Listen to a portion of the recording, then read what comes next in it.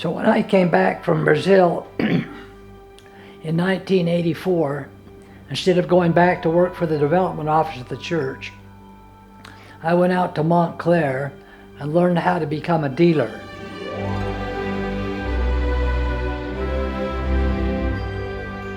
The factories came to me and said, "We're sure glad you're here because we need your signature for you to sell these dealerships." And I said, "You don't understand, I can't sell these dealerships.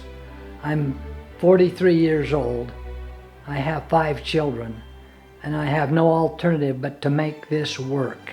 And if you'll leave me alone, I will do a good job for you. You'll be proud of me someday."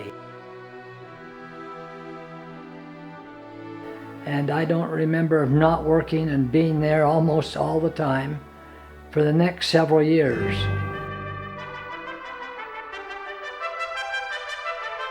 We came home in '84. In '86, we decided to add to our family. We did not know the sex of the baby before I went to the hospital. We knew that number 6 was arriving, and we were prepared for this. We kind of anticipated that we'd have another girl. We had the name of Hope. That's what we were going to name our girl. You know, I wasn't fond of that name. I just didn't have an H name, so we thought it would be Hope. But then when we got to the hospital, I delivered the baby. The doctor announced that I had a baby boy. Oh, heck, John, what are we going to do? We're a family of girls. We haven't even picked out a name. And he said, "You're his mother. You name him."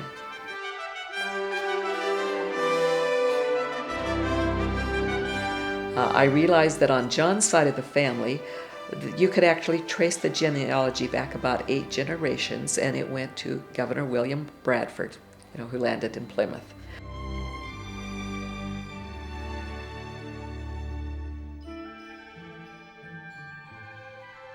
I didn't know if we'd have another son, so I thought he should carry his father's name, so we will name him John Bradford. And you can just imagine the thrill in our house of having a baby boy, the excitement of those girls. And I remember thinking, oh, wait a minute.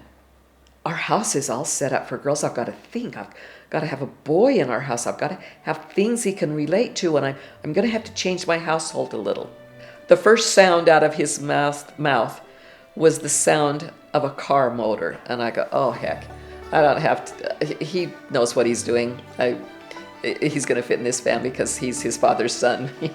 It will be just fine.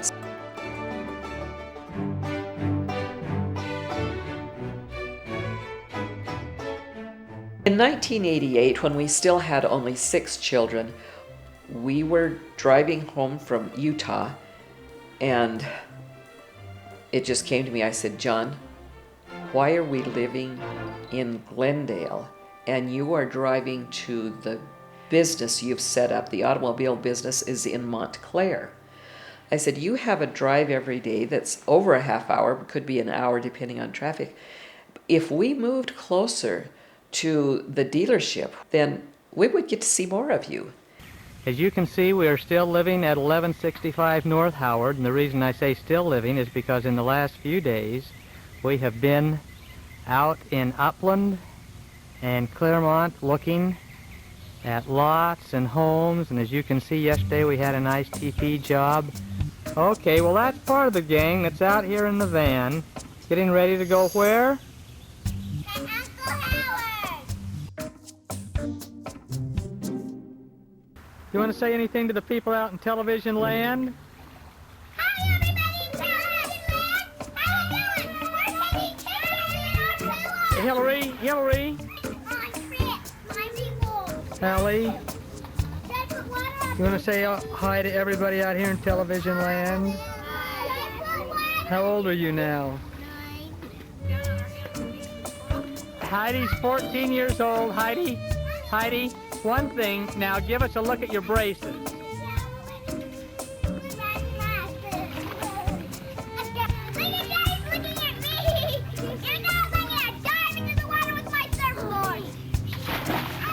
When we drove into Glendora, we were able to see that there was a new development going up.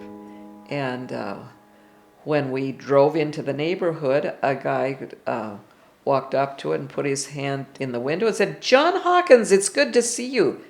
And we realized it was someone who had been in the mission president's seminar before we went to Brazil. And he lived in this development they were making. And so we went through the plans and saw where we would buy the property that they would build a house. Our house is a very, very, very fine house with 2 cats in the yard. Life used to be so hard. Now everything is Little Bradford was with the girls when we would go out and visit the construction sites, and he loved it because when we first moved in, there was construction in that cul-de-sac, and I think for the first year there was a big pile of dirt in the cul-de-sac, and so he would just go play in the dirt every day, and he was just happy to be there.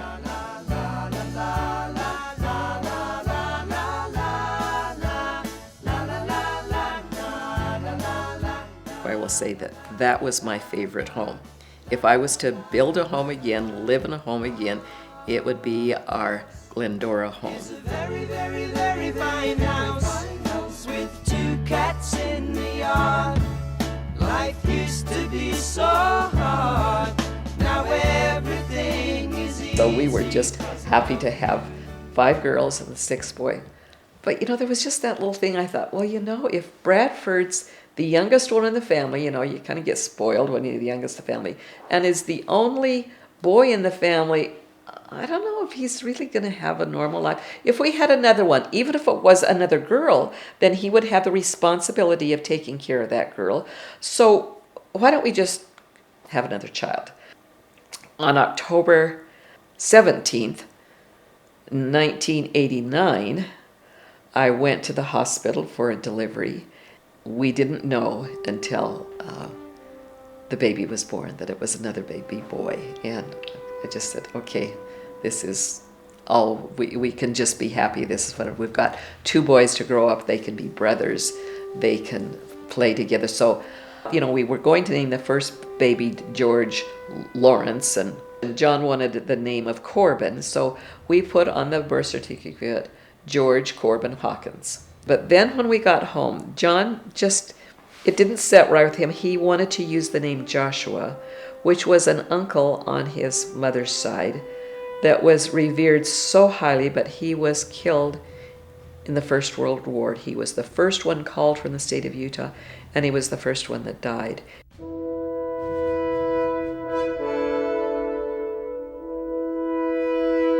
John said, no, let's name him Joshua Corbin.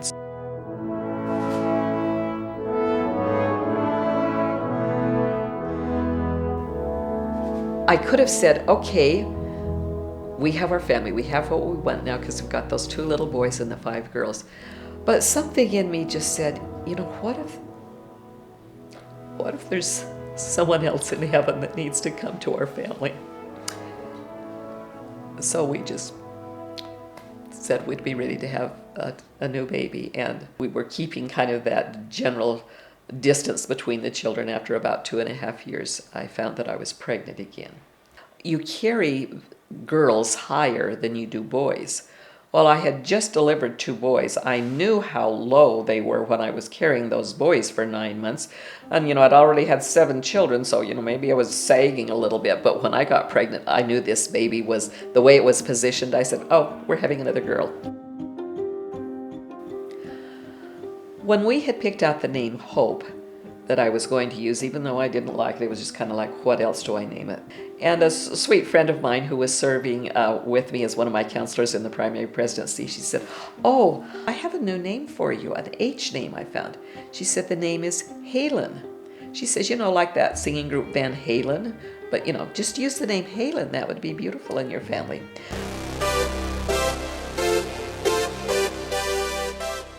So Halen arrived in our family in May of 1993. One of the things that created so many wonderful memories about our family being together were our trips to Lake Powell.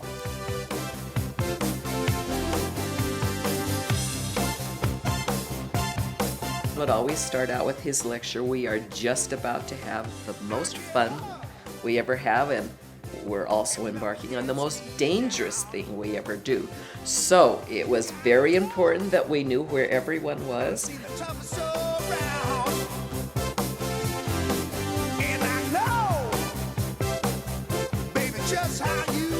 My children had to be, we said, 3 or 4 years old before they could go with it.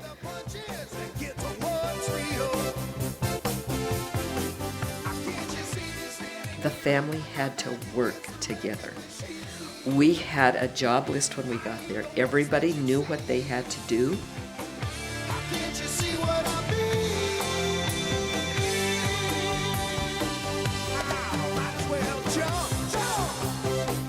I did it all myself. I bought all the food, I planned all the meals, I got everybody packed to go there. And they can't imagine, because they don't have 8 children, they are not doing this. They said, "How did you do it, Mom?" And I said, "Oh, that was in my other life. I can't tell you." I did whatever was needed to be done.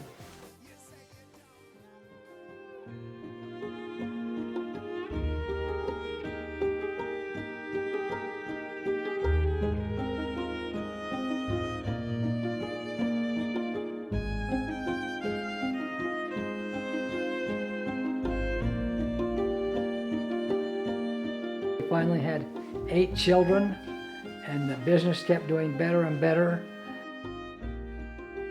And then we kind of hit a snag in that business.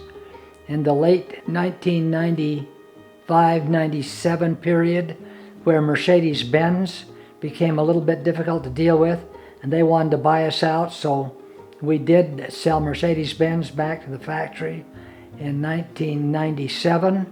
And in 1999, we received an Acura franchise to put in that same building where we used to have Mercedes-Benz. Dave Parkin exited the business in the early 2000s.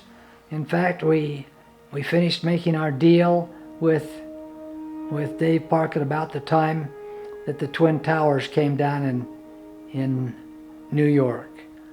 I can remember the day they came down, and the next day we had a meeting with Dave and his legal advisors, and that brought the partnership down to myself, John Hales, and Tony Grassanti, and I was the managing partner. And from that point forward, the business boomed like it had never boomed before.